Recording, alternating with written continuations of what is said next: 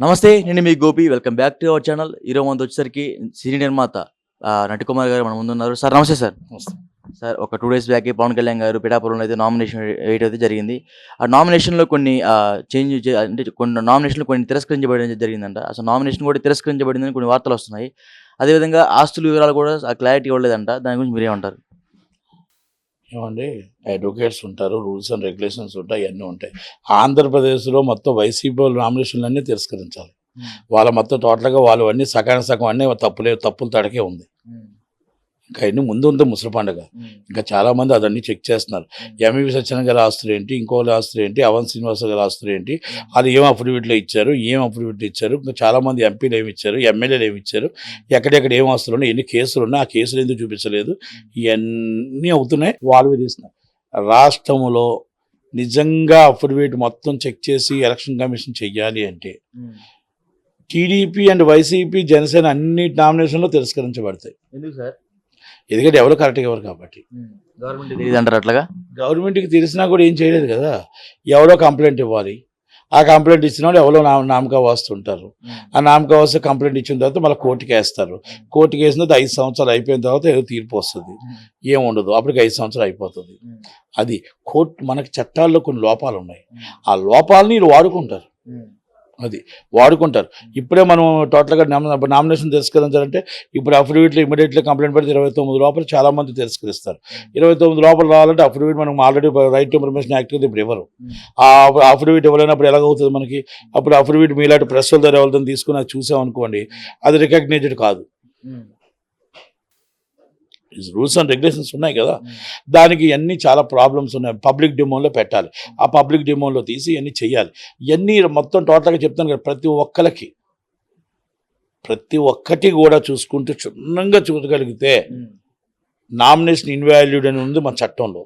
కానీ దాన్ని చేసిన వాళ్ళు ఎవరున్నారు? అంటే పవన్ కళ్యాణ్ గారి మూడో భార్య అన్న లెజెండో గారికి యూరోప్లో కొన్ని వేల కోట్ల రూపాయలు ఆస్తుందని బయట వార్తలు వస్తున్నాయి. దాని మీరేమంటారు? ఏమంటే తెలియనప్పుడు మాట్లాడడం మనకు తెలియదు. ఆమె కోసం మనకు తెలియదు. అవగాహన లేనప్పుడు ఆమె కోసం ఉన్నాయా లేవా, ఆస్తులు ఉన్నాయా లేవా ఏంటని తెలియనప్పుడు మనం మాట్లాడకూడదు. తప్పు అది. వాళ్ళు ఎందుకు మాట్లాడుతున్నారంటారా ప్రతిపక్ష పార్టీ వాళ్ళు? ప్రతిపక్ష పార్టీకి పని పాటు లేదు, ఏదో ఒక రాయేద్దామని మాట్లాడుతూ ఉంటారు. ఇప్పుడు చెప్పట్లేదా వైఎస్ వివేకానంద రెడ్డి గారిని చంపేది ఎలాంటి దేవుడు తెలుసు నాకు తెలుసు అని చెప్పట్లే. అలాగే ఉంటుంది. అది కాదు, కోడికత్తి కేసు ఏమైందంటే కోడికత్తి కేసు ఏమవుతుంది, ఆటోమేటిక్గా రొటీన్లోనే వస్తుంటుంది, చట్టం తన పని తెచ్చిపోతుంటుంది అని చెప్తుంటాడు. సలహాదారుడిగా నెలకు జీతాలు తీసుకుంటూ ఆయన వచ్చి వైసీపీకి సపోర్ట్ చేస్తుంటాడు సజ్జల రామకృష్ణారెడ్డి గారు. ఇవన్నీ నేనేమంటున్నానంటే గులకరాయి కొట్టిందంట దెబ్బ పెరుగుతూ వస్తుందంట. ఇప్పటికి ఇంకా తీరేది దెబ్బ. అంత పెద్ద దెబ్బ ఏం తగిలిందో తెలియదు. ఏదో పడుతుంటారండి భజన మీరు చెప్పారు. కోడికత్తి కేసు ఆయనకి పాపం ఎందుకు జరుగుతుంది అన్యాయంగా? ఆయనకి ఇంత పెద్ద జెడ్ ప్లస్ కేటగిరీ ఉండి ఒక ఎయిర్పోర్ట్, ఇండియన్ ఎయిర్పోర్ట్లో వెరీ సెక్యూరిటీ, టైట్ సెక్యూరిటీ అంటారు, అలాంటి దాంట్లో కోడికత్తి కేసు జరిగింది దీనికి. జెడ్ ప్లస్ కేటగిరీ అంటే రాష్ట్ర సీఎంకి నాకు తెలిసి ఎవరికి కూడా అంత కేటగిరీ ఉండదు కదా. అలాంటి సీఎం మీదే దాడి జరిగింది, ఈయన మీదే. అన్నీ ఈయనకే జరుగుతాయి పాపం. ఏంటో అంటే అలా నడుస్తుందేమో కదా. పాపం చెల్లెళ్ళు వచ్చి ఈయన మీద అబండాలు వేస్తారు. చెల్లెళ్ళు వచ్చి మా అన్నయ్య ఇలాగ అన్యాయం చేశారని చెప్తారు. అది కూడా పాపం చాలా మంచోడు ఈయన. చాలా మంచోడు. రాష్ట్రానికి అసలు ఇలాంటి మంచి వ్యక్తి దొరకడు. కనుక వాళ్ళ అక్క చెల్లెలు, వాళ్ళ చెల్లెళ్ళు మాత్రం వాళ్ళకి లేదు సెక్యూరిటీ, వాళ్ళకి లేదు. వాళ్ళ చిన్నాన్ని ఎవరు చంపారో తెలియదు. కోడికత్తి కేసు ఏం చేశారో ఏం జరిగిందో తెలియదు. ఇప్పుడు గులకరాయి కేసు ఏమవుతుందో తెలియదు. కానీ ఈయనకి రాష్ట్రం మాత్రం రాష్ట్ర అక్క చెల్లెళ్ళు అందరూ కావాలి, రాష్ట్ర ప్రజలు కావాలి. 50 లక్షల మందికి మేము టింగ్ వేస్తున్నాం అంటారు. 4,50,00,000 మంది రోడ్డు మీద పడిపోయారు. 50 లక్షల మంది కాదు, 5 కోట్ల మందిని మీరు చూడగలగాలి. 5 కోట్ల మందికి రాష్ట్రానికి చీఫ్ మినిస్టర్ మీరు. 50 లక్షల మందికి మేము టింగ్ వేస్తున్నాం అని చెప్తున్నారే. 50 లక్షల మందికి 65 లక్షల మందికి మీరు టింగ్ వేస్తే 5 కోట్ల మంది జనాలు, మిడిల్ క్లాస్ ఫ్యామిలీస్ ఏమవుతారు? 1200 సిలిండర్ ఎక్కడ కొనగలుగుతారు? 110 రూపాయలు డీజిల్, పెట్రోల్ ఎక్కడ కొనగలుగుతారు? డీజిల్ ఎక్కడ కొనగలుగుతారు? 80 రూపాయలు బియ్యం ఎలా కొనగలుగుతారు? పప్పు ఎలా కొనగలుగుతారు? దినుసులు ఎలా కొనగలుగుతారు? ఇవన్నీ ఉద్యోగాలు లేక, ఉద్యోగ వృత్తి లేక, ఏమీ లేక నిరుద్యోగ బతుకులతో ఎలా బతకగలుగుతారు? మాకు పరిశ్రమలు ఏమయ్యాయి? మా స్టూడియోలు ఏమయ్యాయి? మాకు ఉద్యోగాలు ఏమయ్యాయి? అంటే ఏం చేయగలిగారు? పోసాన మురళీకృష్ణ ఏమంటున్నారంటే పవన్ కళ్యాణ్ గారికి 4వ వైఫ్ కూడా ఉంది, పంజాబ్లో ఉంది. అమ్మాయికి కడుపు కడుపు కూడా వచ్చింది, తీసేపించే ప్రయత్నాల్లో ఉన్నారని పోసాని కృష్ణమురళి గారు మొన్న బహిరంగంగా మాట్లాడారు. దానికి మీరేమంటారు? సాక్ష్యం ఉంటే నిరూపించమను, సాక్ష్యం లేకపోతే చెప్పులతో దెబ్బలు తిట్టడని చెప్తున్నాను నేను. సాక్ష్యం ఉంటే తీసుకొచ్చి పలానా వాళ్ళు నిరూపించు, లేదంటే ఈ చెప్పు ఆ చెప్పులతో ఫ్యాన్స్ చెప్పులతో కొడతారు. అది మాత్రం చెప్తున్నా. దమ్ముంటే నిరూపించు, ఆమెను తీసుకురా, ఎక్కడ కడుపు తీశారు, ఎక్కడ తీశారు, ఏ అమ్మాయి, ఏ ఇంటి పేరు, ఏ గోత్రం, ఎక్కడి నుంచి తీసుకొచ్చారు, పవన్ కళ్యాణ్కి ఎలా పరిచయం అయిందో చెప్పమాను. దమ్ము లేకపోతే, మగాడు కాకపోతే కొజ్జావాడు అయితే ఇలాంటి అబద్ధాలు మాత్రం వేయకు. నిఘా నిఘా వర్గాలు ఏంటండి, వాడి కోసం మాట్లాడడం వేస్ట్. అంటే నేను ఎందుకు వాడికి అంటున్నానంటే, ఆయన మాట్లాడిన మాటలు వాళ్ళ అమ్మగారిని కూడా అలాగే మాట్లాడాడు కాబట్టి నేను మాట్లాడాల్సి వస్తుంది. లేదంటే ఇంకోటి మాత్రం చెప్తున్నా, బయట ఎవరో ఏం చేస్తారో ఏమో తెలియదు, కానీ నేనైతే మాత్రం కుక్కని బాధిస్తా. ఇలాంటి విషయాలు ఆడపిల్లల మీద కానీ ఎలాంటి నిందలేస్తే మాత్రం కొడతాను. నువ్వు గన్మ్యాన్లు పెట్టుకుని ఎన్ని రోజులు ఉండగలుగుతావు నాకు తెలియదు. మరి బహిరంగ మాట్లాడేస్తున్నారు. తప్పులు మాట్లాడితే మాత్రం చెప్పులతో కుక్కని బాధని పోతాను. అదేదో చెప్తున్నా.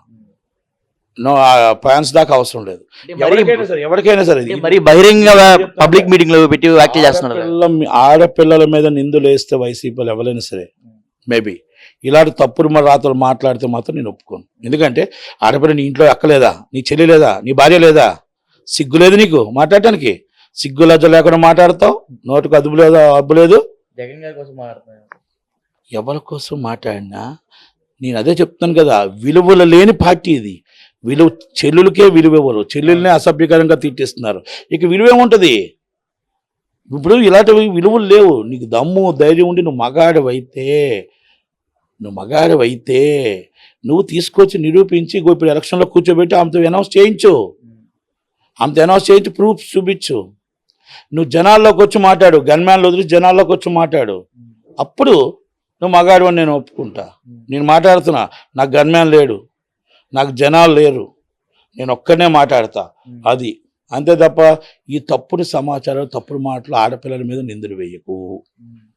తెలిస్తే డైరెక్ట్గా తీసుకొచ్చి నించోబెట్టు, ఇదిగో ఇదని చెప్పు. తప్పుడు మాటలు మాట్లాడద్దు. మన చిరంజీవి గారి కోసం కూడా ఏదో మాట్లాడారంట.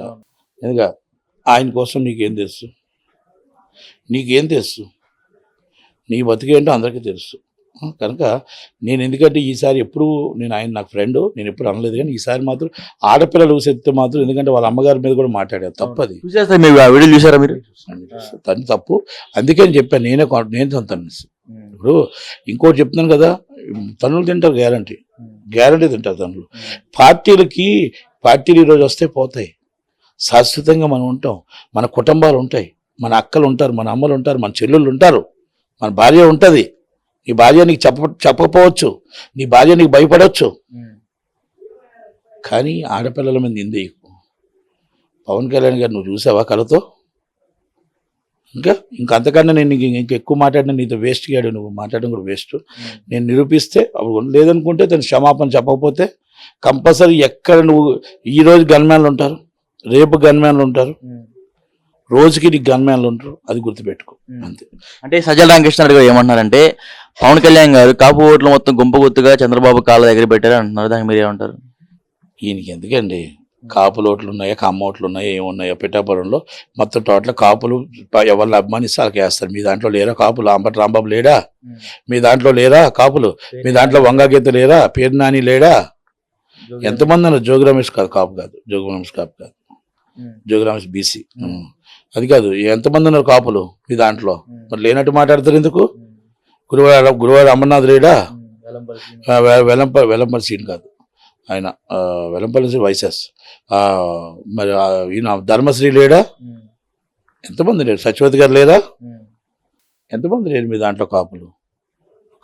తప్పు. మీరు ఇప్పుడు కాపులు మీ దాంట్లో ఉన్నారు మీకు వేస్తారు, వాళ్ళ దాంట్లో వాళ్ళకి వేస్తారు, ఎవరి దాంట్లో ఎవరి పార్టీ మీద నమ్ముకుంటే వాళ్ళకి వేస్తారు ఓట్లు. సజ్జల రామకృష్ణారెడ్డి గారికి ఏమండి అభివృద్ధి ఏం చేశారో చెప్పండి. మీరు పోలవరం ఎందుకు కట్టలేదో చెప్పండి. మీరు పరిశ్రమలు 5 సంవత్సరాలు ఎందుకు తేలేదో చెప్పండి. నిరుద్యోగం ఎందుకు వచ్చిందో చెప్పండి. నిరుద్యోగులకు ఎంతమందికి ఉద్యోగాలు ఇచ్చామో చెప్పండి. నిరుద్యోగ వృద్ధి ఎందుకు ఇచ్చామో, ఎంత ఇచ్చామో చెప్పండి. ఈరోజు మనం పరిశ్రమలు స్టూడియోలు ఏం కట్టామో చెప్పండి. పోర్టు ఎంత దాకా పూర్తయిందో చెప్పండి. ఎన్ని ఎంప్లాయ్మెంట్ ఇవ్వగలిగామో చెప్పండి. అది మీరు చెప్పండి. ఎన్ని లక్షల కోట్లు తెచ్చాం, ఎన్ని పరిశ్రమలు కట్టాం, ఎక్కడ చేసాం, మనం నిరుద్యోగ వృద్ధి ఎలా చేసాం, మన రోడ్లు ఎలా ఉన్నాయి, ఇవి ఎలా ఉన్నాయి, పంచాయతీలో మనం ఈ పరిస్థితులు ఏమైనా, పరిశ్రమలు ఎక్కడున్నాయి, మనం ఎందుకు అప్పురూపాలు అయ్యాం, మనం రాష్ట్రాన్ని ఎందుకు అప్పురూపాలు చేసాం, రాష్ట్రానికి రాజధాని లేని రాష్ట్రం ఎందుకు చేసాం, దాని మీద నువ్వు సమాధానం చెప్పాలి. చేతకాని మాటలు చెప్పుకోవడం కూర్చుంటే ఎంతసేపు సీఎం గారు 20 మొత్తం టోటల్గా బస్సు యాత్ర అన్ని రోజులు ఇదే చెప్పుకొచ్చాడు. నేను పలానా పరిశ్రమ తెచ్చానని చెప్పలేపాడు, పలానా షుగర్ ఫ్యాక్టరీ తెచ్చానని చెప్పలేపాడు, పలానా అదాని గారితో పలానా పరిశ్రమ పెట్టించానని చెప్పలేపాడు, పలానా స్టూడియో కట్టించానని చెప్పలేపాడు, పలానా ఇన్ని లక్షల ఉద్యోగాలు ఇచ్చానని చెప్పలేపాడు, మనం జిఎంఆర్తో ఇది కట్టించానని చెప్పలేపాడు, ఎయిర్పోర్ట్ కట్టించానని చెప్పలేపాడు, పోలవరం పూర్తి చేశానని చెప్పలేపాడు, ఇంకా నీళ్ళు ఇచ్చానని చెప్పలేపాడు, రైతులకు 24 గంటల కరెంట్ ఇస్తానని చెప్పలేపాడు. అవి చెప్పి ఓటు అడుగు. 5 సంవత్సరాలు నేను చేశాను టింగ్ టింగ్ టింగ్ టింగ్. 65 లక్షల మందికి టింగ్ టింగ్ టింగ్ వేస్తే 4,35 లక్షల మంది ఏమవుతున్నారు? వాళ్ళ పరిస్థితి ఏంటి? నడి రోడ్డు మీద వాళ్ళు పడిపోయి ఈరోజు ఇల్లులు అమ్ముకొని నానా బాధలు పడి, నానా కష్టాలు పడి, మిడిల్ క్లాస్ ఫ్యామిలీస్ మొత్తం టోటల్గా మీరు పెడుతున్న రేట్లకి వాటికి నరకయాతన పడుతున్నారు. 65 లక్షల మందికి మీరు వేసి టింగ్ టింగ్ టింగ్ టింగ్ అని అభివృద్ధి. అది అభివృద్ధి అంటారు దాన్ని. అభివృద్ధి అంటే ఉద్యోగం, అభివృద్ధి అంటే పరిశ్రమ, అభివృద్ధి అంటే మొత్తం టోటల్గా స్టూడియోలు, అభివృద్ధి అంటే మనం నీరు ఇవ్వడం, రైతులకు నీరు ఇవ్వడం, అభివృద్ధి అంటే 24 గంటల కరెంట్ ఇవ్వడం, అభివృద్ధి అంటే రాజధాని ఎక్కడో రాజధాని కట్టి చూపించడం. అభివృద్ధి అంటే ఇంగ్లీష్ మీడియంలో మన స్కూళ్ళు పెట్టడమే కాదు, వాడు చదివిన తర్వాత ఉద్యోగం ఏది? మన అమెరికన్ కాన్సులేట్ ఏది? చెన్నై వెళ్ళాలా, మన హైదరాబాద్ వెళ్ళాలా, బెంగళూరు వెళ్ళాలా? విశాఖపట్నంలో మన హైదరాబాద్ ఎందుకు, ఆంధ్రప్రదేశ్ ఎందుకు లేదు? యూరోప్ కాన్సులేట్ ఏది? దుబాయ్ కాన్సులేట్ ఏది? అంటే ఇవన్నీ నేను ఎందుకు అడుగుతున్నానంటే, మనం రాయబార కార్యాలయాలు కూడా 10 సంవత్సరాలు అవుతుంది పెట్టుకోలేకపోయాం. రాయబార కార్యాలయాలు తెప్పించుకోలేకపోయాం. ఎందుకంటే రాజధాని, హూ ఇస్ ది రాజధాని? వాళ్ళు అడుగుతుంది మీ రాజధాని ఎక్కడ? హైదరాబాద్. అదే అడుగుతున్నారు, రాజధాని ఎక్కడుంది, రాజధాని ఎక్కడుందని అడుగుతున్నారు. అది హైదరాబాద్. వాళ్ళ దాంట్లో కనపడుతుంది హైదరాబాద్ 24 దాకా, హైదరాబాద్ కనబడుతుంది వాళ్ళకి. మరి అలాంటప్పుడు మన రాజధాని లేదే, మన రాజధాని దగ్గర మన రాష్ట్రం కావాలి కదా. అవన్నీ కూడా మనం ఆలోచించుకోవాలి. మన రాష్ట్రానికి ఎందుకు రావట్లేదు డెవలపింగ్స్, ఎందుకు పరిశ్రమలు రావట్లేదు, ఎందుకు మనకి అమెరికన్ కాన్సులేట్ కానీ ఇంకోటి మన పిల్లలు ఎక్కడికి వెళ్ళి జాబ్ చేసుకున్నారు, మన పిల్లలు ఎక్కడో బతుకుతున్నారు, మనం అందరూ ఎక్కడెక్కడో బతుకుతున్నారు, మనకి ఎందుకు రైతులు పండించలేకపోతున్నారు? తెలంగాణలో ఒకప్పుడు అది కాదు సశ్యామలంగా మనం టోటల్గా 24 గంటలు నీరు వచ్చేది. మన ఈస్ట్ గోదావరి, వెస్ట్ గోదావరి పంటలో మన నెంబర్ 1 అనేవాళ్ళు. ఈరోజు తెలంగాణలో వచ్చి మన ఆంధ్రప్రదేశ్లో ఎందుకు డౌన్ అయ్యాం? మనం పోలవరం ఎందుకు కట్టలేకపోయాం? పోలవరం ఎందుకు పూర్తి చేయలేకపోయాం? ఇవన్నీ మనం ఆలోచించుకోవాలి. అంతే తప్ప మనం ఎందుకు సినిమా పరిశ్రమలో స్టూడియోలు కట్టలేకపోయాం?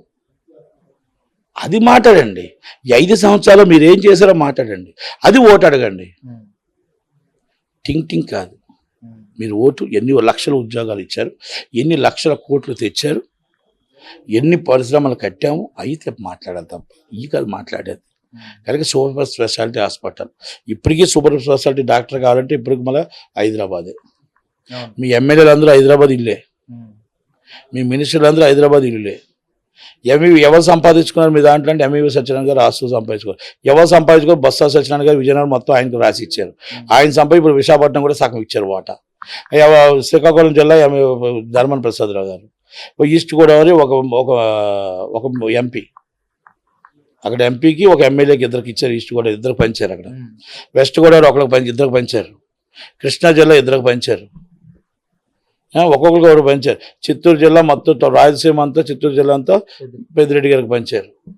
ఒక్కొక్కరికి ఒకరు పంచేసరే ఏమున్నాయి? దాచుకోండి. ఒక్కొక్కరికి ఎంతైనా ఓటించుకోనండి. ఇది కాదు కదా పరిశ్రమ అభివృద్ధి అంటే.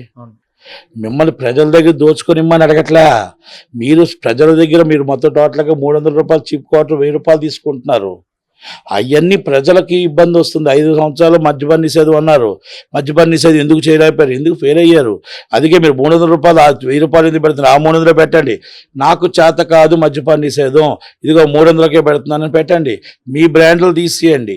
అన్ని రెగ్యులర్ బ్రాండ్లు, అన్ని పక్క రాష్ట్రంలో ఉన్న బ్రాండ్లు పెట్టండి, అది ఇంకో రాష్ట్రంలో ఉన్న బ్రాండ్లు పెట్టండి.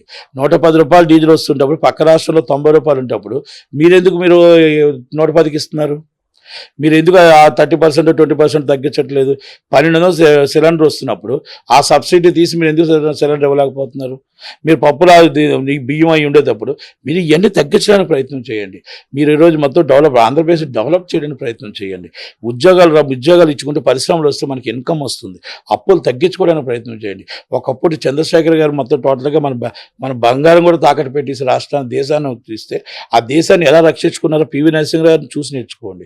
ఈరోజు రాష్ట్రంలో ప్రపంచంలోనే నెంబర్ 1 రాష్ట్రంగా మనం తయారవుతున్నాం అంటే అభివృద్ధి చెందుకుంటూ అప్పులు తగ్గించుకుంటూ వస్తున్నాం. అప్పులు తగ్గించుకుంటూ రావాలంటే దాంట్లో ఉన్న రాష్ట్రంలో ఉన్న ప్రతి ఒక్క వ్యక్తి కూడా జాబ్ చేయాలి. జాబ్ చేస్తారా, తోపుడు బండి పెడతారా, ఇంకోటి పెడతారా, స్టాల్ పెడతారా, ఏమైనా పెడతారా, ఇది ఆల్రెడీ 6 o'clock కాదు 9 o'clock దాకా వర్క్ చేయాలి. మన రాష్ట్రాన్ని కాపాడుకోవడం కోసం, మన రాష్ట్రాన్ని నిలబెట్టుకోవడం కోసం మనం కష్టపడాలా, మనం రావాలా. మన ఇల్లు కుటుంబం ఎంతో మన రాష్ట్రం అంతా. అలా మనం కష్టపడి తీసుకోవడానికి మనం చెయ్యూత ఇవ్వాలి గవర్నమెంట్. అలా చెయ్యాలి తప్ప వాళ్ళు మనం ఇంట్లో మీరు టింగ్ ఇస్తున్నాం కాదు. నిరుద్యోగ వృద్ధి బస్సు ఫ్రీ ఇవ్వండి, మీరు ట్రైన్ ఫ్రీ సెంట్రల్ గవర్నమెంట్తో మాట్లాడి 50% ఇవ్వండి. కానీ వాళ్ళందరికీ మీరు షార్ట్ టైంలో ఒక్కొక్కరికి ఉద్యోగాలు ఇవ్వండి. ప్రైవేట్ ఉద్యోగం ఇస్తారా, మీరు రోడ్డు మీద ఉద్యోగం స్టాల్ ఇస్తారా, లేకపోతే ఇంకోటి ఇస్తారా, గవర్నమెంట్ ఉద్యోగం ఇస్తారా, సాఫ్ట్వేర్లు ఇస్తారా, వాళ్ళకి ఆ నిరుద్యోగ వృత్తిని సంవత్సరంలోపు ఖాళీ చేస్తూ ఉండండి. ఆ నిరుద్యోగ వృత్తి తగ్గుతూ ఉంటే వాళ్ళకు కూడా ఇన్కమ్ తగ్గుతూ ఉంటుంది. వాళ్ళు ఎందుకు పిల్లలు దొంగతనాలకు ఏ డబ్బు లేకే కదా, కష్టాలు ఉంటాయి కదా ఈరోజు పరిస్థితి వస్తుంది. వాళ్ళందరినీ మామూలు మనుషులుగా మార్చాలి కదా మనం.